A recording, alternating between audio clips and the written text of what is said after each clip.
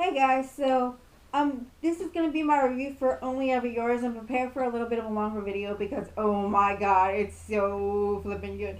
But before I talk about that, I want to tell you guys that this morning I looked on my Amazon wish list because it has a lot of Kindle books on it, and The Wrath and the Dawn is actually on sale for $2.99 right now, which is awesome because it's a bestseller.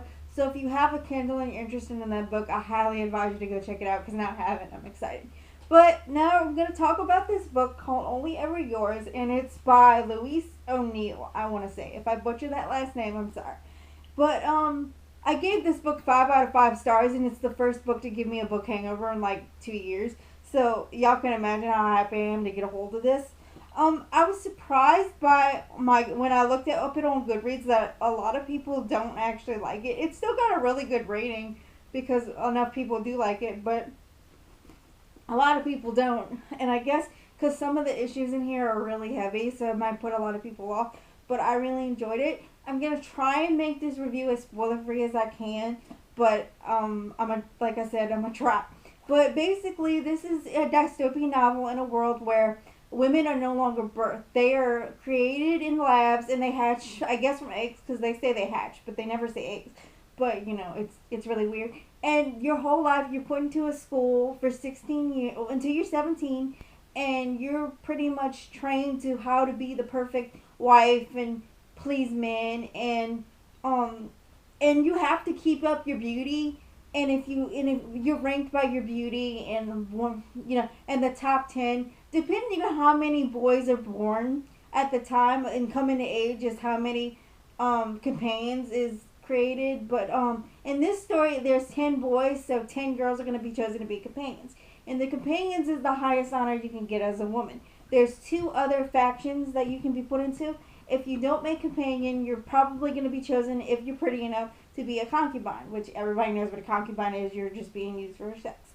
And then in the third faction, if you haven't done anything wrong, but you're just not appealing enough to the men, you are put into a chastity. And a chastity is the teachers of the school. Basically, you have to teach the girls how to be a perfect wife. And your head gets shaved and you wear black robes. And it's not really an ideal vocation in this world either. Like, I wouldn't want to live in this world because I'm disabled. I'm sure you guys noticed that I am in a wheelchair. I probably would be put to death if I was hatched out of an egg disabled in this world. And that's the thing. If you're not a concubine, if you're not a companion, and you're done something horrible to be a chastity, you're sent underground, and basically you're put into testing to figure out what's wrong with you, why you're flawed, and or if you've done something horrible, or if you haven't been able to birth a son, you're put on the pyre, you're burned to death. So this world is not ideal. And in this book, we follow Frida and her friend. Well, we mostly follow Frida. She has a friend named Isabel that she's really close to, and Isabel's really special. And you don't find out why she's so special to the end. And ooh, plot twist! Like, oh my god, great plot twist. But it's their last year, and the pressure's on because everybody wants to be, a companion to one of the top 10 boys. And Isabel, who was number one for years, she ends up gaining weight. And you can't be overweight and you can't be too skinny. Well, she starts sabotaging her chances in gaining weight. And this gets Frida really frustrated because they were always supposed to be companions together and have their sons grow up together. Well, she starts gaining weight, and Frida just starts losing her mind because she's under the pressure of wanting to be a companion. And oh my god, I really hate the character Megan in this book. That is the biggest bitch, excuse my language. And Chastity Roof is too. And like in the book, I didn't really hate her. I just thought she was a grumpy teacher, but at the end you find out why she's that way, and you just want to just strangle her at the end. But I know this sounds like a really heavy in a book against women, but I think it's really showing us just how much the pressure will crack to you of how you're trying so hard to be perfect.